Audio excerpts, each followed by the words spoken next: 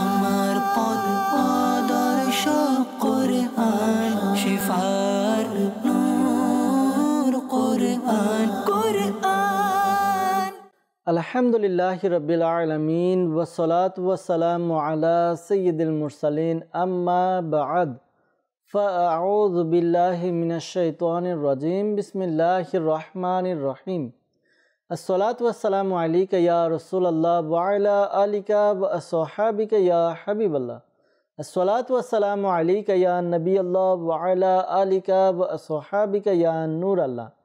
প্রিয় ইসলামেরা মাদানী চ্যানেলের দর্শকবৃন্দ, আলহামদুলিল্লাহ আজ্জা ওয়াজাল আরও একবার আপনাদের নিকট উপস্থিত হয়েছি মাদানী চ্যানেল বাংলার ধারাবাহিক অনুষ্ঠান, যার নাম হচ্ছে কুরআনী সূরার ফজিলত।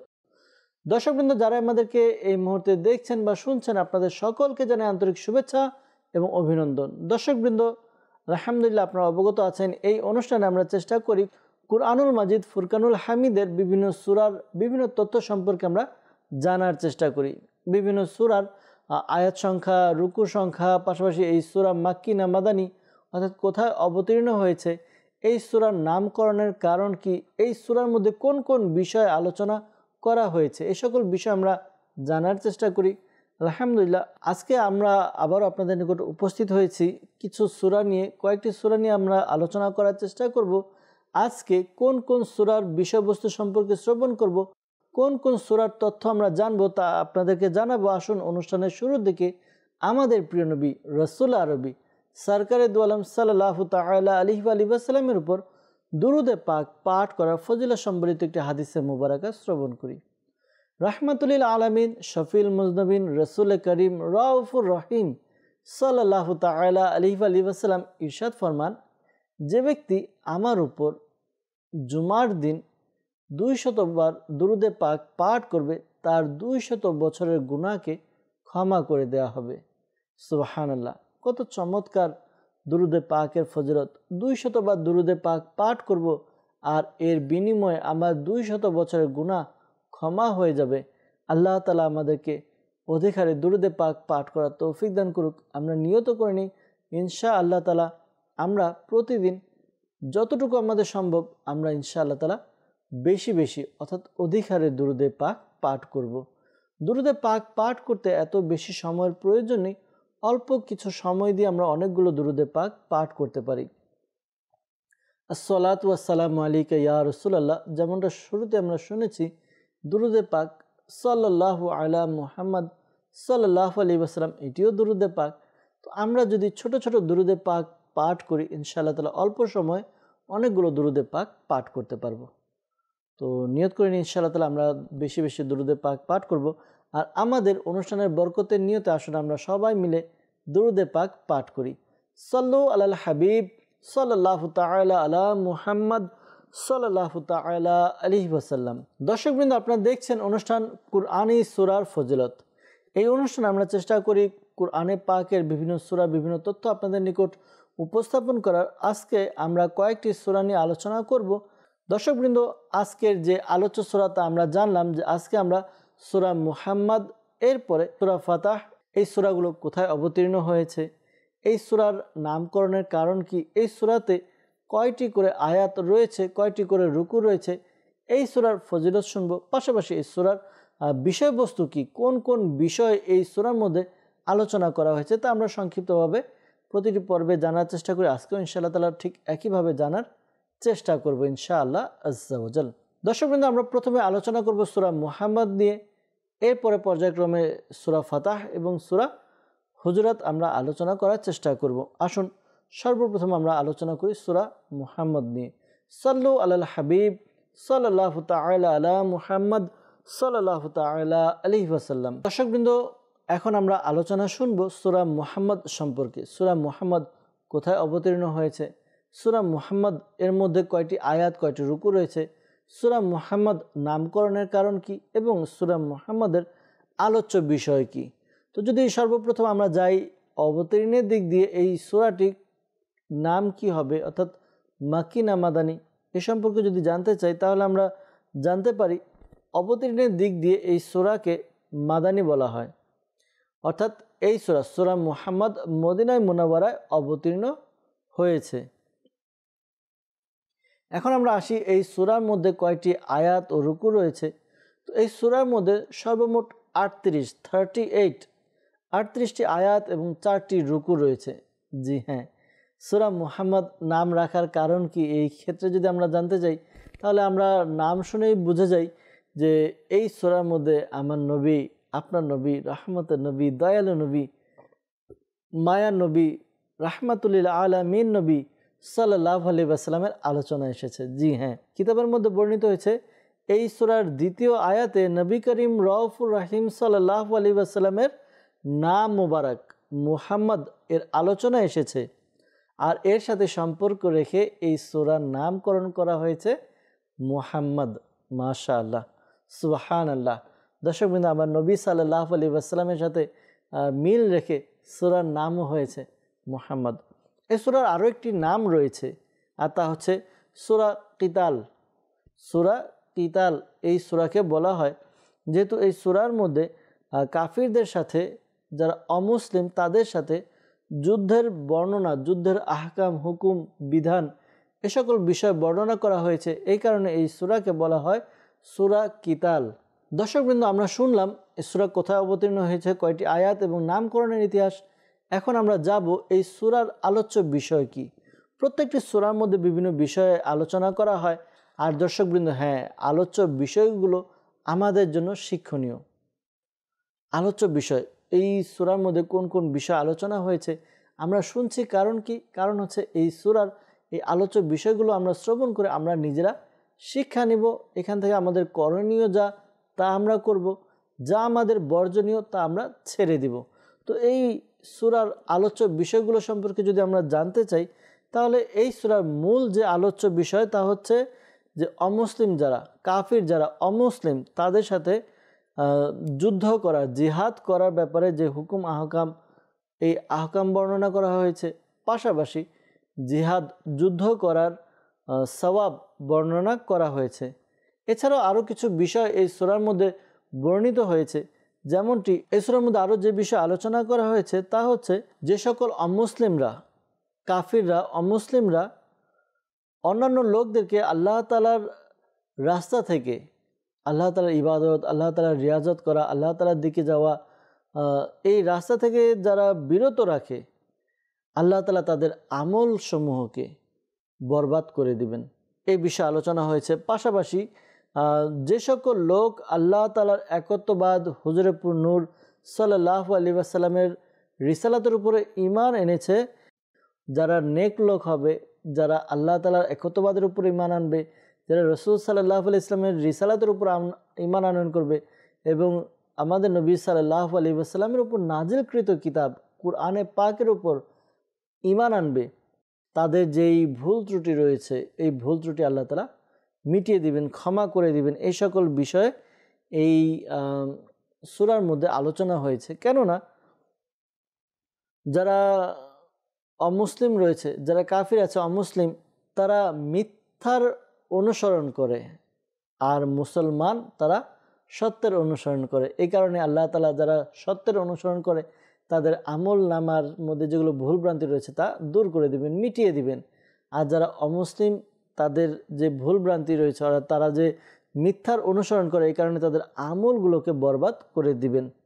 দর্শকবৃন্দ, এ তো গেল একটি বিষয়। আরও একটি বিষয় যে বিষয়ে এই সূরার মধ্যে আলোচনা করা হয়েছে তা হচ্ছে কাফির অমুসলিমদের সাথে যুদ্ধ করার সময় তাদেরকে হত্যা করা এবং কাফির কয়েদি যারা হবে তাদের ব্যাপারে হুকুম বর্ণনা করা হয়েছে এই সূরার মধ্যে। পাশাপাশি যুদ্ধের সময় যারা শহীদ হয়, যে সকল মুজাহিদ শহীদ হয়, তাদের যে সওয়াব, তাদের যে প্রতিদান রয়েছে, তাদের যে ফজিলত রয়েছে, এই সকল ফজিলত সওয়াব বর্ণনা করা হয়েছে।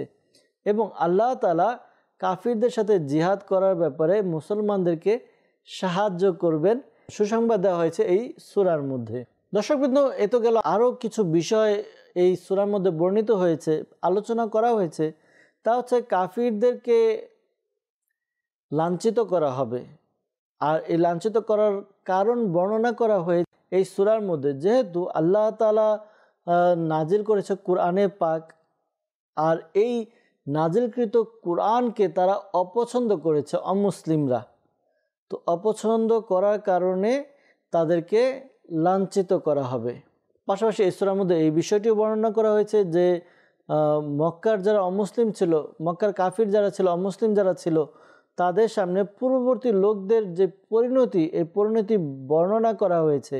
তাদেরকে বলা হয়েছে যে তোমাদের পূর্ববর্তী যারা ছিল তাদের সাথে তারা যখন এরকম মুখ ফিরিয়ে নিয়েছে, তারা যখন অমান্য করেছে, অস্বীকার করেছে, তাদের সাথে এই এই আচরণ করা হয়েছে, এই ফল তাদেরকে দেওয়া হয়েছে। তো তোমরা এরকম করিও না। তো এই ব্যাপারে কোরআনে পাকে বর্ণনা করা হয়েছে, পূর্ববর্তী উম্মতদের ঘটনা বা পরিণতি বর্ণনা করে শিক্ষা দেওয়া হয়েছে, সতর্ক করা হয়েছে। পরহেজগার মুসলমানদের সাথে জান্নাতে, যেই জান্নাতের ওয়াদা করা হয়েছে, যারা মুত্তাকি হবে তাদের জন্য যে জান্নাতের কথা ওয়াদা করা হয়েছে যে তাদেরকে এই জান্নাত দেওয়া হবে, ওই জান্নাতের গুণাবলী কেমন হবে, ওই জান্নাতের মধ্যে কি কি নাজ নিয়ামত থাকবে, সে সকল বিষয়ে বর্ণনা করা হয়েছে। পাশাপাশি দর্শকবৃন্দ, এই সূরার মধ্যে যারা মুনাফিক, অর্থাৎ ওই সময় যারা মুনাফিক ছিল তাদের যেই লক্ষণ, মুনাফিকদের যেই খারাপ গুণ, ওই গুণগুলো বর্ণনা করা হয়েছে যেন তারা তাদের বিষয়ে লোকজন জানতে পারে এবং তাদের অন্তরের লুকায়িত যেই হিংসা, বিদ্বেষ, এগুলোকে আল্লাহ তাআলা কি করেছে, প্রকাশ করে দিয়েছেন এই সূরার মাধ্যমে। পাশাপাশি এই সূরার শেষের দিকে দুনিয়াবি যে জিন্দেগি রয়েছে, দুনিয়াবি জীবন, এই দুনিয়াবি জীবনের বাস্তবতা, হাকিকত, এই সকল বিষয়ে, এই কৃপণতার ব্যাপারে, যারা কৃপণ হবে তাদেরকে তিরস্কৃত করা হবে, তিরস্কার করা হবে, এ সকল বিষয় শেষের দিকে বর্ণনা করা হয়েছে। দর্শকবৃন্দ, আজকের আলোচনা থেকে অর্থাৎ সূরা মুহাম্মদের মধ্যে কি কি আলোচনা করা হয়েছে তা আমরা জানলাম। তো এ সকল বিষয়তে আমাদের শিক্ষা গ্রহণ করার আছে। যারা অমুসলিম হবে, অস্বীকারী হবে, তাদের আমল বরবাদ করে দেওয়া হবে। যারা মুসলমান তাদেরকে আল্লাহ তাআলা কি করবেন, নিয়ামত দান করবেন এবং তাদের যে ভুল ত্রুটি সেগুলো মিটিয়ে দিবেন। পাশাপাশি আরও অনেক বিষয়ে আমাদেরকে হুকুম আহকাম আমরা জানতে পারলাম এই সূরার মধ্যে রয়েছে। আল্লাহ তাআলা আমাদেরকে এর উপর আমল করার তৌফিক দান করুক। আমরা যাব দর্শকবৃন্দ পরবর্তী সূরার দিকে। আমাদের আজকে আরও একটি সূরা নিয়ে আলোচনা করব, আর সেই সূরার নাম হচ্ছে সূরা ফাতাহ। সাল্লু আলাল হাবিব সাল্লাল্লাহু তাআলা আলা মুহাম্মদ সাল্লাল্লাহু তাআলা আলাইহি ওয়াসাল্লাম। দর্শকবৃন্দ, এখন আমরা আলোচনা করব সূরা ফাতাহ নিয়ে। জি হ্যাঁ, যদি সূরা ফাতাহর আলোচনা করি, সর্বপ্রথম আসবে যে সূরা ফাতাহ কোথায় অবতীর্ণ হয়েছে। দর্শকবৃন্দ, সূরা ফাতাহ অবতীর্ণের দিক দিয়ে এটিও মাদানী সূরা, কেননা এই সূরাটিও মদিনায় মুনাওয়ারায় অবতীর্ণ হয়েছে। যদি আমরা দেখি এই সূরার আয়াত সংখ্যা এবং রুকু সংখ্যা, তাহলে আমরা জানতে পারবো এই সূরার মধ্যে সর্বমোট 29 অর্থাৎ 29টি আয়াত রয়েছে এবং 4টি রুকু রয়েছে। জি হ্যাঁ, মদিনায় মুনাওয়ারায় অবতীর্ণ হয়েছে, 29টি আয়াত এবং 4টি রুকু রয়েছে। আর সূরা ফাতাহ এর নাম করার কারণ কি? বর্ণিত হয়েছে এই সূরা মুবারাকার প্রথম আয়াতের মধ্যে হুজুরে পুর নূর সাল্লাল্লাহু আলাইহি ওয়াসাল্লামকে ফাতাহ অর্থাৎ বিজয়ের সুসংবাদ দেওয়া হয়েছে, আর এর সাথে সম্পর্ক রেখেই এই সূরার নামকরণ করা হয়েছে সূরা ফাতাহ। দর্শকবৃন্দ, জানলাম সূরা ফাতাহ কোথায় অবতীর্ণ হয়েছে, এর মধ্যে আয়াত ও রুকু কয়টি এবং এই সূরার নামকরণের কারণ কি। এখন আমরা সূরা ফাতাহর একটি ফজিলত শ্রবণ করব। এরপর এই সূরার মধ্যে যে সকল বিষয় আলোচনা করা হয়েছে তা আমরা জানার চেষ্টা করব ইনশাআল্লাহ আজ্জা ওয়া জাল। দর্শকবৃন্দ, হযরতে সাইয়েদনা উমর ফারুক আজম রাদিয়াল্লাহু তাআলা আনহু বর্ণনা করেন, এক সফরের চলাকালীন সময়ে আমি হুজুরে পুর নূর সাল্লাল্লাহু আলাইহি ওয়াসাল্লামের বারগাহে উপস্থিত হয়ে সালাম পেশ করলাম। তখন তিনি সাল্লাল্লাহু তাআলা আলাইহি ওয়াসাল্লাম ইরশাদ করলেন, আজ রাতে আমার উপর এমন একটি সূরা অবতীর্ণ হয়েছে যা আমার নিকট ওই সকল বিষয়ের চেয়ে বেশি প্রিয় যার উপর সূর্য উদিত হয়। অতঃপর প্রিয় নবী সাল্লাল্লাহু তাআলা আলাইহি ওয়াসাল্লাম ওই সূরার আয়াত তেলাওয়াত করলেন, যার অনুবাদ হচ্ছে, আমি তোমার জন্য প্রকাশ্য বিজয়ের ঘোষণা করেছি, ফয়সালা করেছি। আমি তোমার জন্য খুলাম, অর্থাৎ প্রকাশ্য বিজয় কি করেছি, ফয়সালা করেছি। আমরা এ থেকে বুঝতে পারি এই সূরা ফজিলত কত। আল্লাহ নবী সাল্লাল্লাহু আলাইহি ওয়াসাল্লাম বিজয়ের ব্যাপারে সুসংবাদ পেয়েছেন। তো এটা সব অনেক কিছু, সকল বিষয়ের চেয়ে কি আল্লাহ নবী সাল্লাল্লাহু আলাইহি ওয়াসাল্লামের কাছে প্রিয়। আল্লাহ তাআলা আমাদেরকে বোঝার তৌফিক দান করুক। দর্শকবৃন্দ, এই সূরার মধ্যে বেশ কিছু বিষয় আলোচনা করা হয়েছে। ওই সকল বিষয় কি কি আমরা জানার চেষ্টা করব। যদি আমরা এই সূরার দিকে তাকাই, এই সূরার মধ্যে যেই মূল আলোচ্য বিষয় তা হচ্ছে এই সূরার মধ্যে হুদায়বিয়ার যে সন্ধি, ওই হুদায়বিয়ার সন্ধির ঘটনা বর্ণনা করা হয়েছে এবং মুসলমানদেরকে এই ব্যাপারে সুসংবাদ দেওয়া হয়েছে যে মক্কা বিজয়ের সময় এসে গেছে, অর্থাৎ মক্কা বিজয়ের অগ্রিম সংবাদ দেওয়া হয়েছে।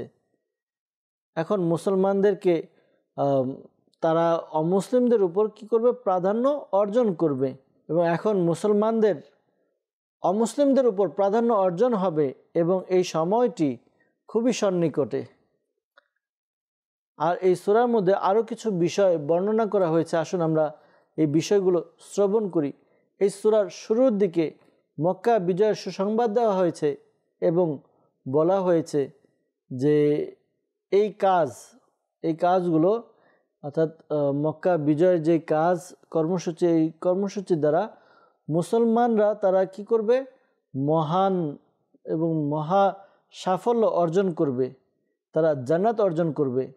আর এই কর্মসূচি অর্থাৎ এই যে মক্কা বিজয়ের যেই সন্ধিটা, হুদায়বিয়ার সন্ধি, যেটা এই হুদায়বিয়ার সন্ধির মাধ্যমে মক্কা বিজয়ের মাধ্যমে যারা মুনাফিক রয়েছে, মুনাফিকদের জন্য আল্লাহ তাআলার ক্রোধ এবং লানত হবে এবং যারা হুজুরপুর নূর সাল্লাল্লাহু আলাইহি ওয়াসাল্লামের ব্যাপারে এই বিষয়ে কুধারণা করে, খারাপ ধারণা করে, মন্দ ধারণা করে যে আল্লাহ নবী সাল্লাল্লাহু আলাইহি ওয়াসাল্লাম মুসলমানদেরকে মৃত্যুর দিকে নিয়ে যাচ্ছে, ধাবিত করছে এবং এখন আর জীবিত তারা ফিরে আসবে না। তো এই ব্যাপারে বর্ণনা করা হয়েছে। এছাড়া এই সূরার মধ্যে আরও যে বিষয় বর্ণনা করা হয়েছে তা হচ্ছে হুজুর আকদাস সাল্লাল্লাহু আলাইহি ওয়াসাল্লামের গুণাবলী বর্ণনা করা হয়েছে যে আল্লাহ তাআলা আল্লাহ নবী সাল্লাল্লাহু আলাইহি ওয়াসাল্লামকে হাজির নাজির সুসংবাদদাতা, ভীতি প্রদর্শনকারী হিসেবে প্রেরণ করেছেন, যেন লোকেরা আল্লাহ তাআলার উপর এবং তার প্রিয় হাবিব সাল্লাল্লাহু আলাইহি ওয়াসাল্লামের উপর ঈমান আনে, তাকে যেন সম্মান করে এবং তাকে কি করে, মর্যাদা দেয়।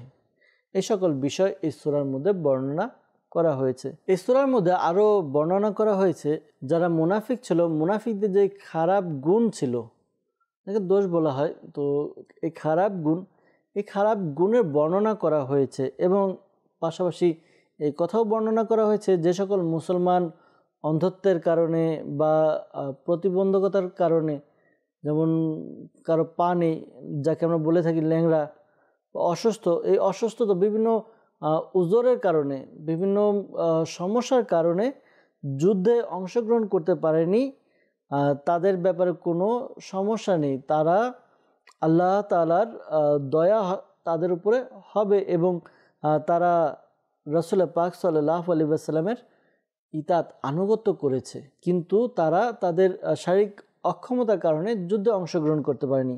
তো তাদের জন্য জান্নাত রয়েছে, তাদেরকেও জান্নাত দান করা হবে। পাশাপাশি এই সূরার মধ্যে আরও একটি বিষয় বর্ণনা করা হয়েছে, তা হচ্ছে হুদায়বিয়ার যে স্থান রয়েছে, ওই হুদায়বিয়ার স্থানে বায়াত করানো হয়েছিল।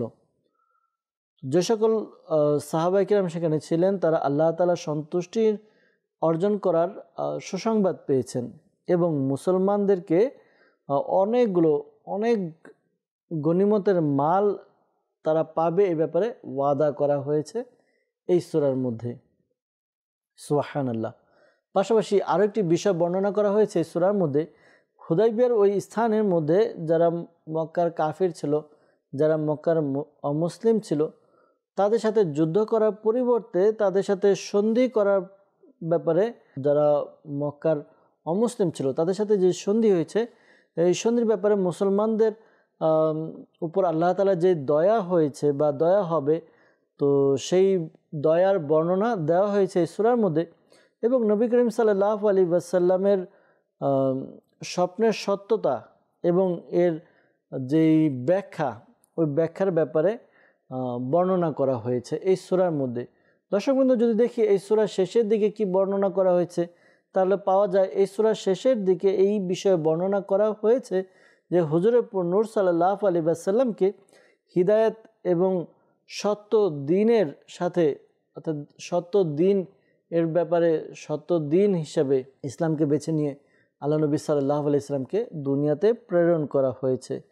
এবং আল্লাহ তাআলা আল্লাহ নবী সাল্লাল্লাহু আলাইহি ওয়াসাল্লামকে সকল ধর্মের মধ্যে প্রাধান্য দিয়েছেন। আল্লাহ নবী সাল্লাল্লাহু আলাইহি ওয়াসাল্লামের এই দিনকে, অর্থাৎ ইসলামকে, আল্লাহ নবী সাল্লাল্লাহু আলাইহি ওয়াসাল্লাম এবং সাহাবায়ে কিরাম তাদের অন্তর নিজেদের মধ্যে নরম অন্তর, এবং যখন কাফিরদের বিষয় আসে, যখন অমুসলিমদের ব্যাপারে আসে, তখন তাদের অন্তর কঠোর হয়। তো এই বিষয়, এবং এছাড়া এই সূরার মধ্যে নেক আমলকারী যারা মুসলমান হবে তাদের ক্ষমা করে দেওয়া হবে এবং তাদের প্রতিদান, তাদের সওয়াব দেওয়ার, অর্থাৎ তাদেরকে প্রতিদান দেওয়ার ওয়াদা করা হয়েছে এই সূরার শেষের দিকে।